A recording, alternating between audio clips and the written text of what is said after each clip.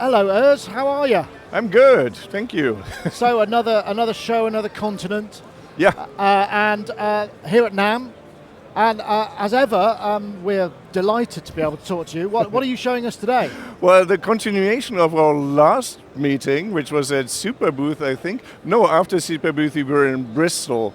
But on right. Super Booth, I showed like a technical preview of what's going to become the Zebra 3 wavetable editor and oscillator. And for Zebra 3, there's of course also a Zebralette 3, a small Zebra that's just the oscillator and just an MSEG and a bit of stuff around it. And that is nearly finished. And we're super, super happy that we can finally show it and also make it audible. Right. And you have some slides to show us first, though. So we have, for a change, slides. So here, this is the user interface, and I will go briefly through it so you see everything once, right? First of all is beta, of course, right? And then here's the top bar, like in every of our synths, or in all of our synths, there's like the logo, MIDI, value display, presets, undo, output volume, the usual stuff. And then here, this is the oscillator, right? So here you have oscillator parameters like volume and width and panning, and here's the wavetable editor, or waveform editor, one should say. And then we've got two oscillator effects. It's the same as we had in Zebralette, but we've got more effects now and better effects, yay. And then here's the middle section. It's got, you know, your voice control, your polyphony, ADSR envelope, two LFOs, just the same as Zebralette, or just like it always said. And here's the MSEG now. And the point of this whole thing is that the editor for the MSEG is the same editor as for the waveforms, right? And last time when we demoed it, I showed a lot of the wavetable editing, and now the MSEG. All the splines and all of the curves. And that. Yeah. I don't want to go into too much detail with that, but let's just quickly finish up. So then here is a delay and a reverb, which is like the same stuff that we have in Diva or in Hive. And then here's a keyboard control where you can have like your not your micro tuning, but you can quantize to a scale, and you have got your control over pitch bend and all that stuff. And then we have a mod matrix. This is actually an older screenshot. It looks a little bit brighter now. So this is the same kind of modulation matrix we have in Hive, which is something that's new to Zebralette. So, and normally, now I would go into showing the oscillator live, and this is maybe something I could do. And then at the end, I want to come back to the slides and tell you something about the architecture of the oscillator. Okay. So let's get out of this and onto that. And here we go, and I go back from the presets. This is the main editor, and I think this is the init preset, right? So it's your usual stuff. So here you create your waveforms just like you would. And I mean, as I said, we went into detail with that before. And here's your morphing, right? And then you can add more wavetables here or more waveforms here. And this is now the morphed curve at this position, and I can change it and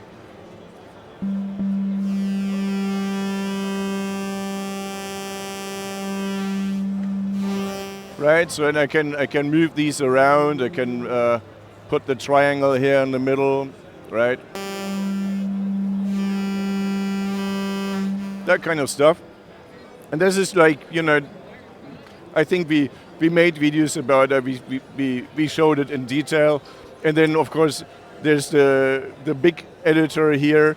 The big editor has this special thing. It lets you add so-called guide curves.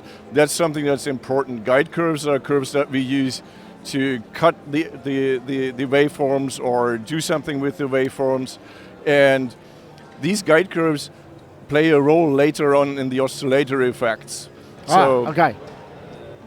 I think we had this tackled in depth how to make a waveform, and it's pretty much the same stuff as it used to be. Blew people away. Everybody was kind of pretty. And it's quite easy. It's a quick workflow. There are about 150 tools to create things in these spline-based waveforms, and then The point is that you have a live view here in the background, like this, and this can be this is now the frequency domain, but it can also be the time domain. So this is like the spectrum, and this can be showed before the oscillator effects and after the oscillator effects. So let's now go into some of those maybe. So one of the coolest ones is called curve filter. So what it does is it takes these guide waveforms, and these guide waveforms then represent a passband of a filter. And if I go in now and edit this waveform, and I have to take the first one, I just realized, boom, there we go. See, I can create a passband for a filter. Oh, it's very, yeah. You know. And if I turn this around, it becomes a high pass filter. But that's on the waveform rather than. Yeah, that's on the spectrum of the waveform. So you make a waveform, and you can use the guide curves, or you can use the curve set itself. Like you can use the waveform itself to manipulate the waveform.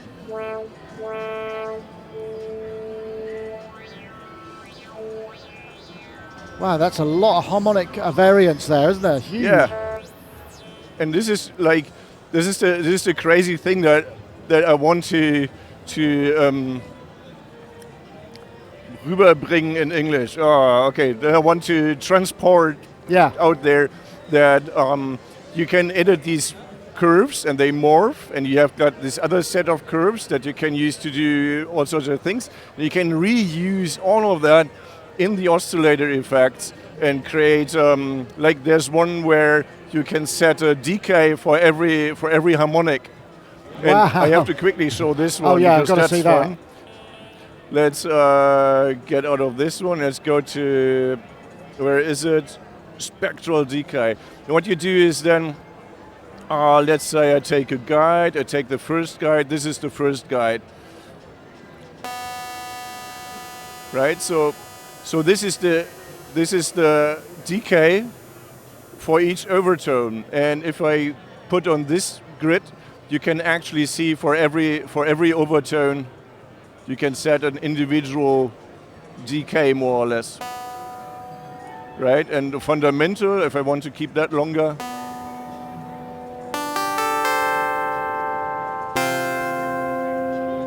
And if I want to get rid of the high harmonics quicker, I put this down, so that high harmonics are a very short decay, and I add a little bit of like this here.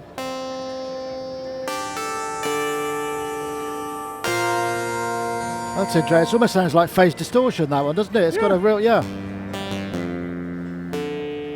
How unusual. Wow, that's amazing. And this is in Zebralette as well. Wow. Yeah, and then you can with the depth here, you can bring them back up, and then they fade again. Yay! And then of course you can have multiple different kinds of. So you can morph through these decay curves as well, right? So it's like wow, that's it's a really whole interesting. set of dynamic things that can dynamically change the overtone set. And let's then move on to the. So this is oscillator effects. They're like almost all of the old ones are there. They're better, and then there are the new ones that also use the curves and stuff. And then there's your usual stuff, like there's a Delta X that's like a FM version where you can even tune the carrier and the modulator now. And then there's Map-O-Matic, for instance, that takes a curve and remaps the phase of the original waveform. This is like You've been having a lot of fun, and so there's a lot of stuff, and you can have of course two together, right? So and let's see.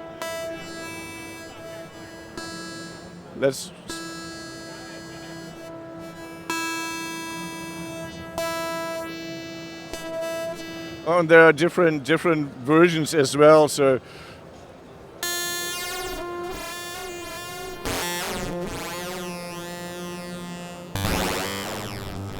there's a lot of possibilities just to create new waveforms. And now there's this new thing that we're very excited about. That is, once you have these waveforms, you can, currently, we are playing them back as a wavetable, just like any other wavetable synthesizer, but we can use an additive synth or additive engine with up to 1,000 sine oscillators. And it's, in the basic setting, it sounds the same. Right, it's the same, but now I can choose modifiers to detune the spectrum. Like, let's say here I can have harmonic clusters, or the overtones will cluster when I do this.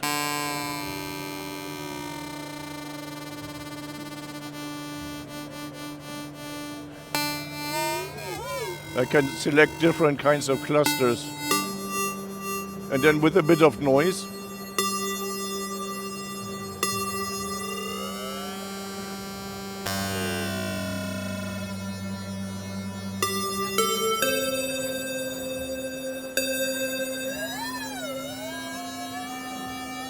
Wow. Right? And you can have random things, chaos patterns, with different kinds of depths and different random seeds.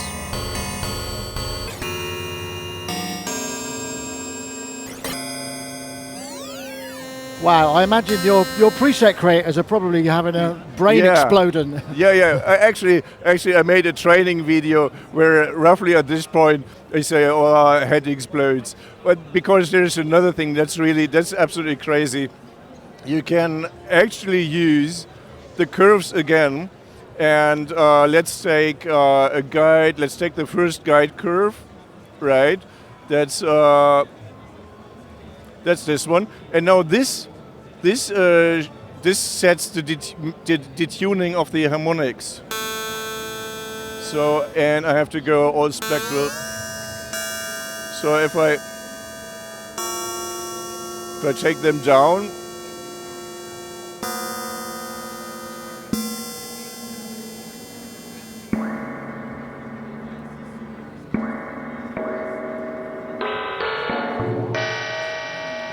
It's almost like reverb and stuff, right? It's so complex. That is, but it's also very, very. The resolution sounds really high. The audio rate mod. Yeah. I mean, it's like this is now 256 or sinuses. We can with 1024. It's like you can have all 1024 sine waves play a single frequency. Gets a little bit loud, not too loud. But wow. You can do that. It sounds crazy. Let's have a look at that. Quick. So there's the guides, our modifier here, compression. So compression brings everything down to. Oh, that's nice. Down to the fundamental.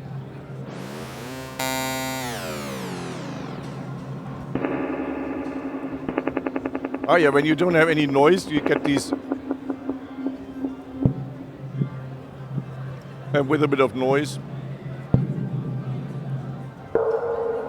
It's crazy stuff. That's like 256 sines playing almost the fundamental. And you're only playing with the oscillator. And you're only playing with the oscillator. Yeah, just an oscillator. Yeah. So this is basically what it is about. And now I can maybe quickly go back to these slides that I made. That was the oscillator live demo. So here's again the structure of the oscillator. So you've got your curve set, that's the morphing curves. Then you got the guide curves, there are 3.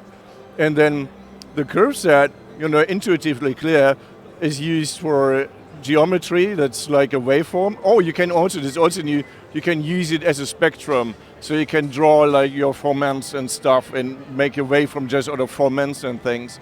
And then it goes through the 2 oscillator effects, and then it renders either as a wavetable or as an additive synth. The additive synth is a thing with so many free running sine oscillators. And the point is laid out like this is the data, is what you work on, and these are the algorithms, right? And then comes another slide, and this is the actual slide that's really important to know.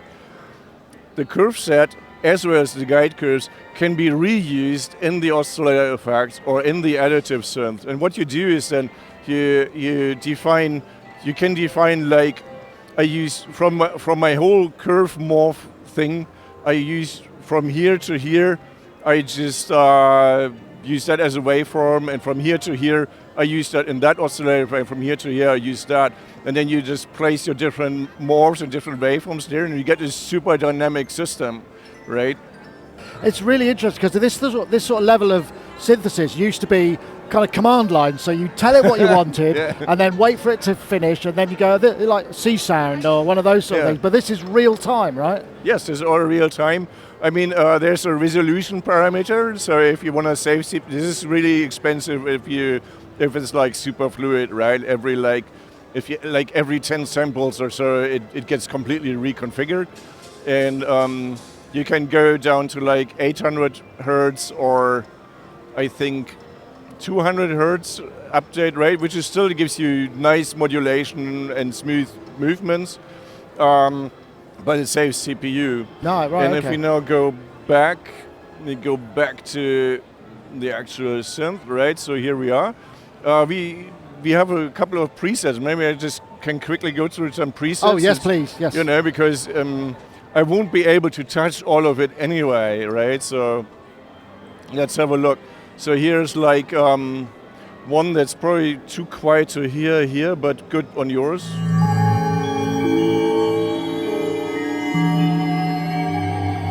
Oh yeah. Right. Stuff like that. I have no idea what this is. Sort of kalimba type thing, yeah. Yeah. Oh, there's another rhythm coming from somewhere else. I was wondering, where does that come from? I mean, it almost sounds like physical modeling. It's got that kind of resolution. There are loads of these. This is boring, so here's a...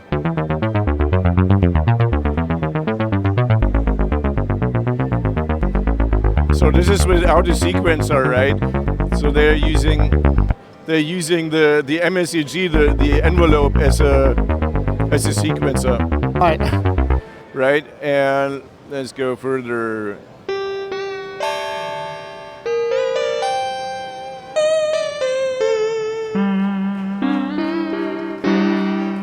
There's all sorts of like piano type things, right? And here, bowed cymbal.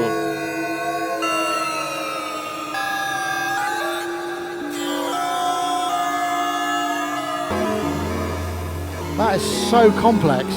Yeah. Here, pans.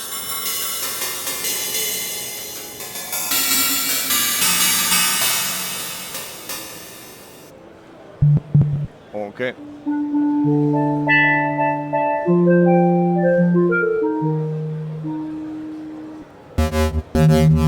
Okay, there.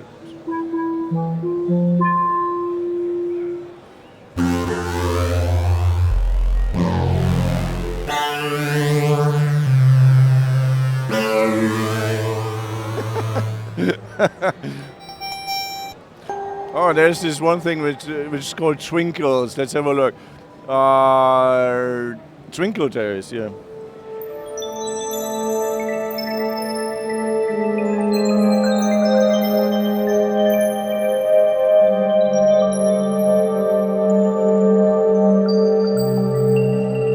That's lovely. I mean, you can hear how clear the top end is. It's really sparkly, isn't it? I mean, it's really, yeah. And now to the absolute opposite, this is going to be loud.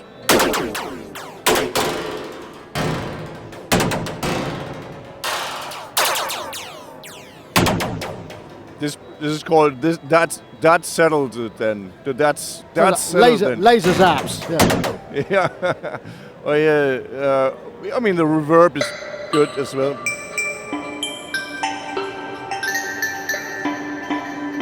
Yeah, lovely. So and here's one with the MSEG morphs. That's an interesting one. So this is a really important thing that I must not forget to mention. The MSEG not only has the same editor, but it also morphs, right? And then you can do stuff like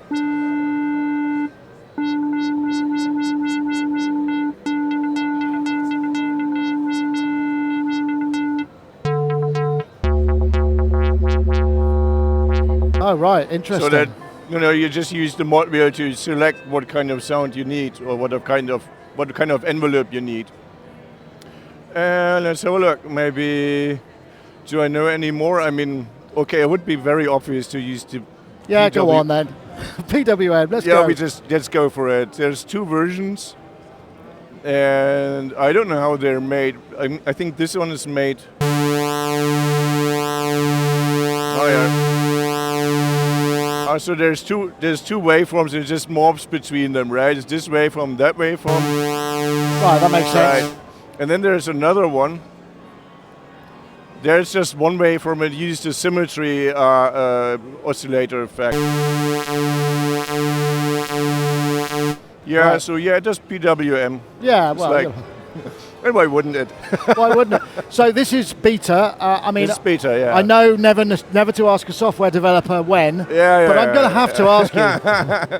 Yeah, so we had hoped this would be like, yeah, we can go public with it, but it turns out there's a few bugs left, and it depends on my jet lag when I go back to Europe, and for how long it will take me to fix those few bugs. And then we want to go public beta. With some luck, then maybe within the 2 weeks after NAMM. Oh, right. So If it's not the 2 weeks after NAMM, I'm on vacation, and then it's probably April. Right, okay. But I mean, it would be great if it came out very soon, right? And Zebralette is a slightly lower cost than Zebra itself. How much? Do you know how much it costs? The Zebralette. Yeah, Zebralette is free. Yeah. Okay. What do you say? Yeah, sure, it's free. And oh yeah, one thing really important. Last time you had the questions if you can take the morphing of the shapes, and if I can export it to Hive or Zero, and I can show that now. Oh, okay. So let's take something like not this, something else that has an interesting. What's this doing? This is doing. Oh, here's something, right? So this this does something, whatever it does, and I can now click here and export, right?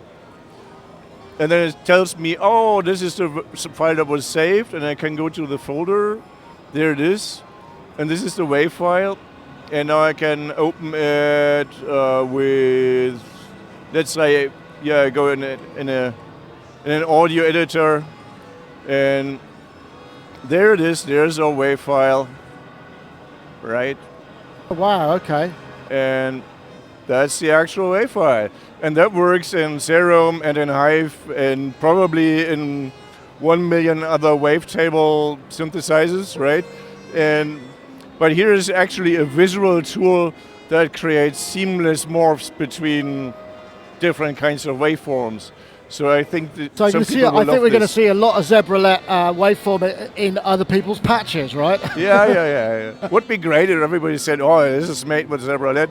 But it's all right. It's we wanted to do this, and so we have this in Hive. We have this language, right? This wavetable generation language, and here we have this visual editor, and you can actually copy waveforms from this. And they're in text form, and then you can paste them into this language that we wrote for Hive and use them there. Ah, okay. That's not 100% operational yet, but this is another.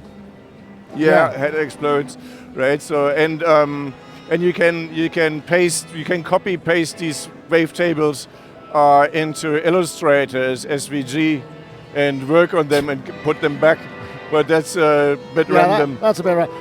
Ernst, thank you ever so much. Thank you very much for talking to us. Yeah, thanks for being here. Yeah.